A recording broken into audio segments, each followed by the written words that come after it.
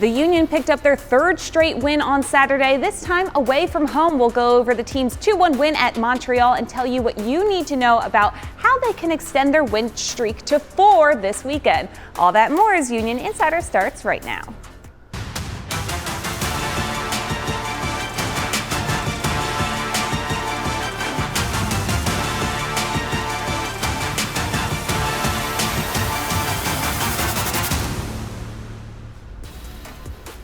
Hey everyone, welcome to Union Insider presented by Independence Blue Cross. I'm your host, Marisa, and I am alongside Union play-by-play announcer on the radio, Dave Leno, and Sheanon Williams. So, guys, this was a really important weekend because the Union could create some really nice momentum for them. They were back on the road on Saturday, making their first trip up north of the border to face Montreal. And it was a tale of two different teams coming into this match. The Union were looking to extend their win streak to 3, while Montreal, well, they were looking for their first win of the season. So here's how it all went down up in Montreal.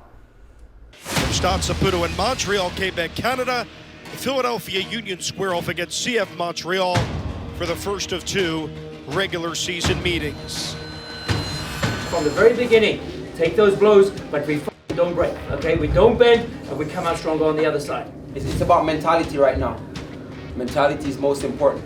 We're going, as coach said, they've been up on teams in the first half. Maybe we can be that next team. We can be the team to make a difference.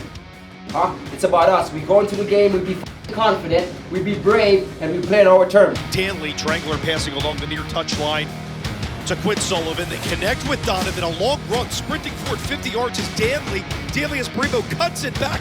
A shot with the right is in for Indiana Vasilev from distance.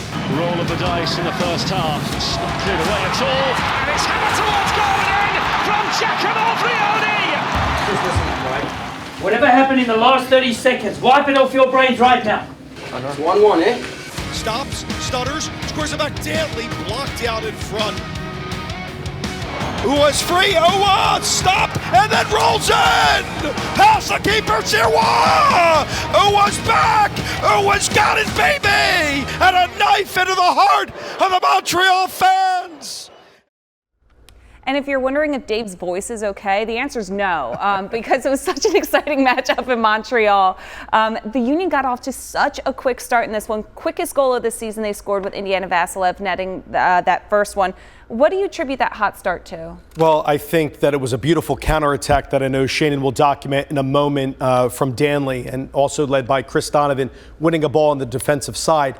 But after that, this was kind of a trap game, Marisa. Montreal, quite frankly, dominated possession, which we expected coming into the matchup. I think there still needs to be a little bit more ball winning from our number 6s. Lukic was coming off a suspension, paired with Danley as well. That's something I think that will continue to be worked at moving forward for the Union. And then there were almost 2 own goals evaded against the Union. So we caught a couple fortuitous bounces that went in our direction.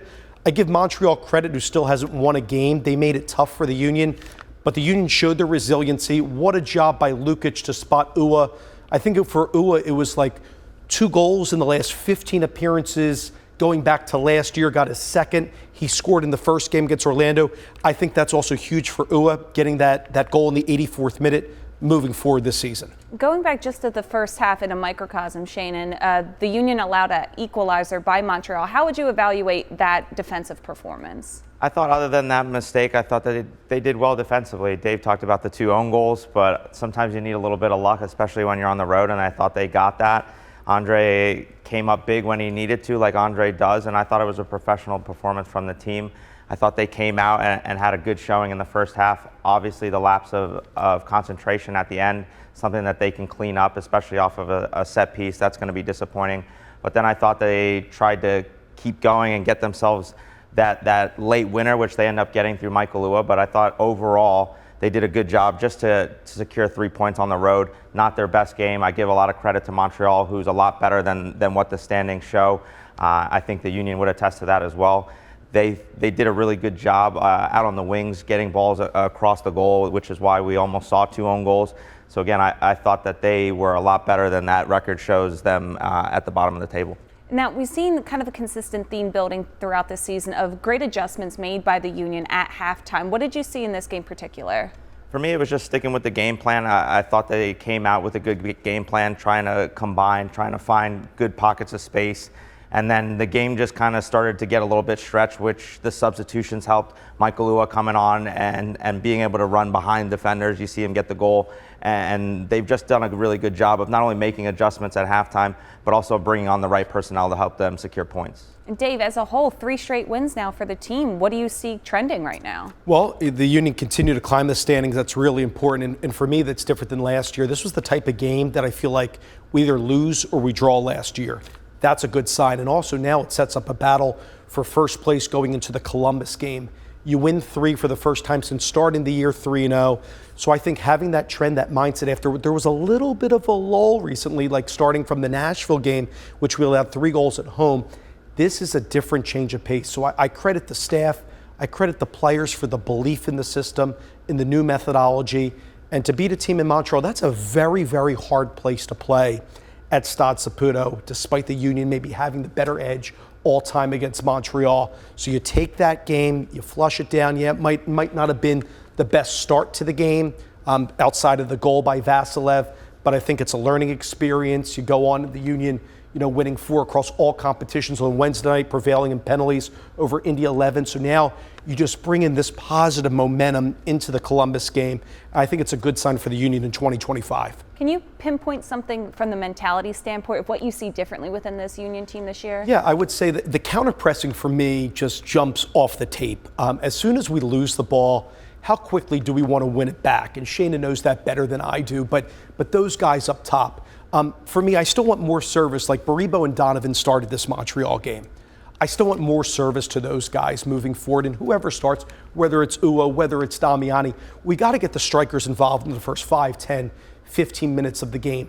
If they're not involved, what I mean is they are starting that initial line of press, that confrontation. And then secondly, I'll say the high line by the back line.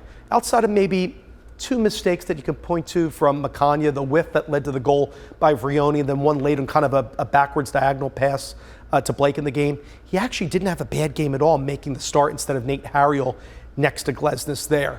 Wagner's been playing well on the left, but I still want Kai to get forward and whip in a ton of crosses as well. And hopefully that will continue moving forward with this team, Marisa, is that we involve those forwards in that opening stanza of the game. I don't want there to be a lull, and I think you need to have that intensity continue to be maximized moving forward. Yeah, I think that's a wonderful point. I also love opening stanza. I think that's a phrase that we don't use enough. The Union scored lightning fast to start this game against Montreal, and we're going to break down how exactly that happened for this week's key play of the week presented by Subaru. Sheanon left us, but he's over at the video monitor to go over the first Union goal for Indiana Vasilev and the fastest goal of the season so far. What do you got? Our key play of the week is going to be none other than the first goal of the game, scored by Indy Vasilev. This is about 2 minutes in the game. If we hit play, Dave talked about that counter-pressing, do a good job to win the ball back. Then it's the one-touch passing sequence here between Quinn Sullivan, Danley Jean-Jacques, and Chris Donovan. Then you're going to see the run of Baribo dragging defenders towards the goal to open up Indy Vasilev on that back post. And it's just a really good finish. Gets good contact on his weaker right foot and just tries to slot it to that upper left-hand corner. Gets a little help from the goalkeeper with just a slight touch, but again, it's the one-touch passing in their own end. It's the counterattack. It's the run by Baribo. This is a complete team goal, and to see it 2 minutes into the game, Dave and I were excited in the booth, and this got the game started in the right way for this Union team. One of those goals, too, when you see that build-up starting, you knew something magical was going to happen at the end. And what a great goal for Indiana Vasilev. We got more Union Insider for you in a bit, but first, here's your Union trivia question presented by United Concordia. When was the last time the Union won on the road in Montreal before last Saturday? Find out the answer later in the show.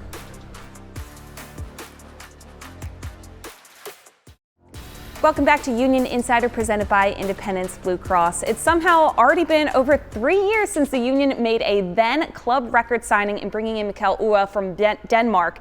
And now he's in his 4th season with the Union. Ua talked about life and soccer through a different lens as he hopped on the latest episode of The Dupe presented by Subaru with club reporter Sage Hurley. Take a listen. So this is your 4th season with the club. And this is probably the most significant change that you've experienced since you signed on in January 2022. Yeah. What has that been like for you to go through that change? I mean, coaches kind of come and go. I think I've been pretty lucky in my career not to have that many coach changes.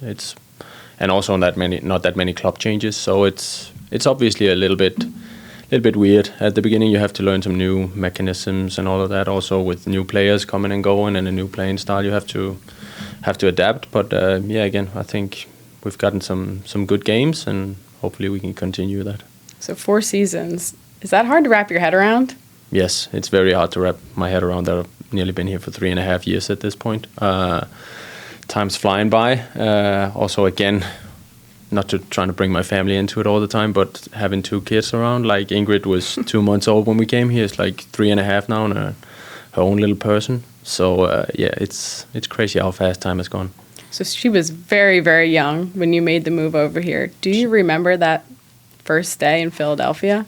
Yes, I mean, we came to sign, and then I had to go back due to some visa work. But yeah, I remember the first day, just that we were all here, and it was like it was a nice like winter day. It was actually decent temperature and everything, so it was nice to finally be there, because you'd kind of been waiting around for like a month at home to just get the paperwork sorted so I could go over here. So it was very good to finally be here when that day came. And you had just had a child, and you had played your entire career in Denmark before coming to the United States to play in Major League Soccer for the Philadelphia Union. How does something like that come to be? I mean, it comes to be by having a good season and some teams picking up on you having a good season. But no, I've always been a kind of a late bloomer. So I didn't really make myself into the team like in the youth. I was never really selected for any youth national teams or anything like that. So I think just like working my way into it. And I've always, I think back home, people would probably say I was a little bit of an underdog. And that was a complete change to come here as a record signing. And before only have tried to be in an underdog, because I came from a small team, went to a lower division to play, scored some goals, came back, played okay, nothing crazy, and then I got sold to Brøndby when the first 2.5 years I didn't really hit the ground running. I was mostly a sub and stuff like that, and then finally it kind of clicked, and then I ended up over here. We're coming up on a break for Union Insider, but when we return, we'll tell you what the Union need to do to extend their win streak from 3 games to 4. We'll be right back after this.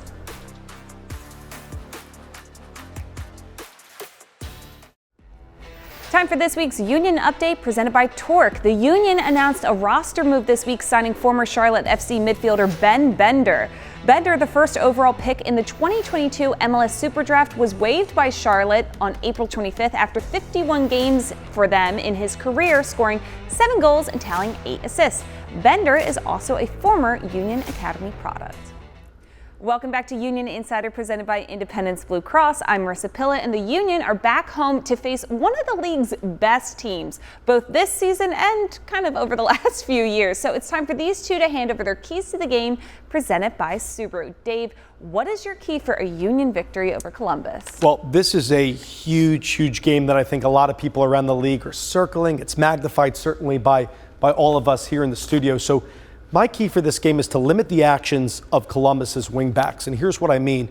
Mo Forrestry on the right, if he starts Max Arfstad on the left, they have a lot of freedom to get high onto the flanks, create numerical advantages, overloads on the outside. They'll get Rossi, maybe Daniel Gazdag, former Union player, to get on the outside to create numbers. So it's important if it's Kai Wagner, if it's Frankie Westfield, whoever starts on the outside, to man mark those guys, and also positionally as well, the midfielders need to help out. But what I also notice on tape with Columbus, they do this really well, is that those two guys, like if it's Farsi or Arfstad in particular, they will also drift inside. They combine beautifully with a Jason Russell-Rowe, Diego Rossi. And I think it goes to the very attractive system that Wilfred Nancy deploys with his team. Tactically, there's a lot of interchange. They're very flexible. They're at the top of many statistical categories in second league in possession, only behind San Diego, and a ton of ball winning in the final third as well. So the Union need to be aware of those guys and others on the outside. Yeah, Columbus is a well-oiled machine. Sheanon, for you? For me, it's going to be to limit Columbus in transition. This is a team that can get from back to front very quickly. A lot of one-touch passing, especially when they win the ball. Dave talked about those wing backs. Those are two players that love to get forward and join the attack. and will definitely be getting forward during the counterattacking sequences. The Union need to do a good job of fouling at different times to break up those plays, as well as maybe not getting too tight and letting them have the ball and waiting for more numbers to get back. If they can do a good job of delaying Columbus's counterattack and dealing with that explosive counterattack, then they can have a good chance for 3 points. I think we also need to acknowledge the elephant on the pitch, potentially. Daniel Gazdag returning to face the Philadelphia Union. You've been in situations like this where you've faced former teammates. What does that add into a match? It's definitely adds for some mentality things that go on before the game. For me, coming back to face the Union, you always want to have your best game and show that they made a mistake, and I'm sure Daniel Gazdag will want to come in and show that. Hopefully the Union can do a good job. I'm sure there'll be some teammates looking to get a nick in on him early in the game to signal that he's not going to get on the score sheet or make an impact in this game. I'm sure he'll be excited to come back and see friends and some family if he's still got anybody here. So it's a lot of things going on for Daniel Gazdag returning. I'm sure he'll be emotional. I'm sure the Union faithful will show him love as he should get from the Sub, and hopefully he doesn't have a good game for the opposing team. Yeah, I mean, we wish him well, just not this weekend. I think that's fair. But it's also, nobody knows you so well as your former teammates do. But Dave, 3 wins for the Union heading into this one. What do you hope they take from each of those performances that will help lead to 3 points against Columbus? Well, I think the overarching theme to this game is for the Union to prove that they belong at the top of the table, because it's tight up there with teams like Columbus, with teams like Cincinnati, Charlotte at the top. And for the Union that I mentioned a little bit earlier in the show that went through a little bit of a lull, now they've won 3 in a row.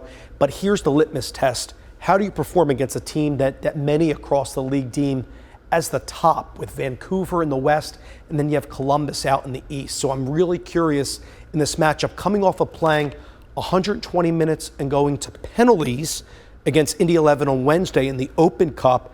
How do they fare? Now, there was some management in that game, like Lesnes was subbed out, others too, to come into this matchup. So we will have some legs that will be tired, some will be fresh. But what to take away, simply put for me, what I said earlier, service to whoever's starting up top.